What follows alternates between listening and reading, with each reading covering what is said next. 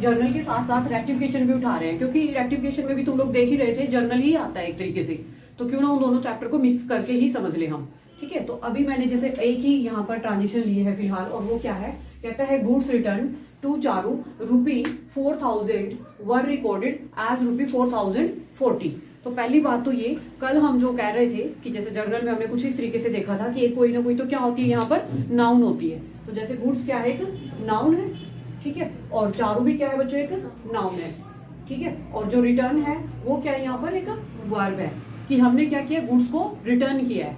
ED लग गया, past की बात अगेन, ठीक है, और टू तो प्रेपोजिशन हो गई, और ये अमाउंट हो गया यहाँ तक।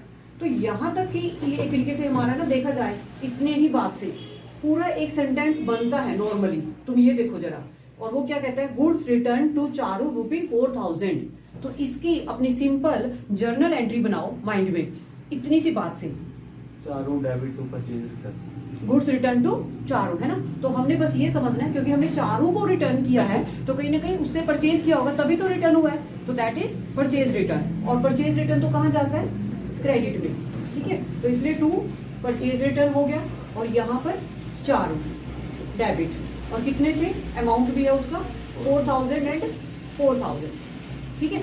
तो इसके बाद लेकिन अब आगे की जो और उसने बात बोल दी वो पार्ट है तुम्हारा रेक्टिफिकेशन से रिलेटेड। यहाँ तक कि मान के चलो एग्जाम में अगर क्वेश्चन ऐसा वो दे दे, फॉर एग्जांपल ये लाइन ही लिखी है, ऊपर ये नहीं बताया कि ये रेक्टिफिकेशन का क्वेश्चन है, उसने कहा पास जर्नल एंट्रीज, ये नहीं बोला पास रेक्टिफिकेशन मतलब रेक्टिफाई द एंट्री या पास रेक्टिफिकेशन ऑफ रेक्टिफाइंग एंट्री, ऐसा कुछ नहीं बोला, सिर्फ ऊपर बोल देगा पास जर्नल एंट्री। तो तुम लोगों को खुद भी पता होना चाहिए कि हाँ ये रेक्टिफिकेशन वाला क्वेश्चन है, ना कि सिंपल जर्नल वाला।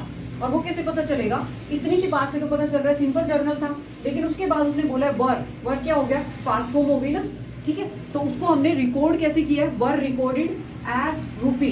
तो ये जो है एज का मतलब मानते हुए, हमने उसको कितना मान लिया भाई, पहली बात 4040, गलत कर दिया, चीज तो थी 4000 की आनी चाहिए थी जो, और लिख दिया उसको कितना मानते हुए, 4040 का मानते हुए, एरर हो गई। यहां से पता चल गया कि this is the question of rectification of error का, ठीक है। तो उसमें से हमने अब वर रिकॉर्डेड, अब बच्चों ये रिकॉर्ड वर्ड पे फोकस करना है, जो कि हम पहले समझते थे रेक्टिफिकेशन में रिकॉर्डेड करने का मतलब कि भाई रिकॉर्डिंग, कल भी आई थी ये बात, जो रिकॉर्डिंग होती है वो कहाँ पर होती है, जर्नल में। तो जर्नल में तो एंट्री यानी कि दोनों साइड में जाती है, ठीक है। तो दोनों साइड पे ही हमने उसको इसका मतलब कितने का लिख दिया, 4040 का लिख दिया, और लिखना कितने चाहिए था, 4000 का। इस वर्ड से पता चला है कि जर्नल में दोनों जगह पे 4040 ही लिख दिया है। अब ये एंट्री होनी चाहिए थी, और उन्होंने एंट्री तो सही कर दी होगी, लेकिन अमाउंट इतनी डाल दी उसमें। तो इसको कैंसिल करने के लिए, मतलब ये जो ज्यादा लिखा है 4040, इसको कैंसिल करने के लिए दोनों ही चीजों को रिवर्स साइड लेकर जाना पड़ेगा।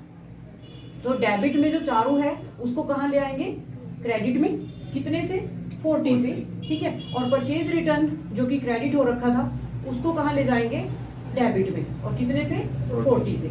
तो ये हो गई हमारी एक तरीके से वो जो एरर थी ना उसकी रेक्टिफिकेशन, ठीक है। तो इसलिए इसको भी जर्नल एंट्री ही बोला गया है, नो वैसे तो, बट ये रेक्टिफिकेशन वाला क्वेश्चन बन गया, राइट। नेक्स्ट पे चलते हैं, और कोई लेते हैं अब ऐसे ही।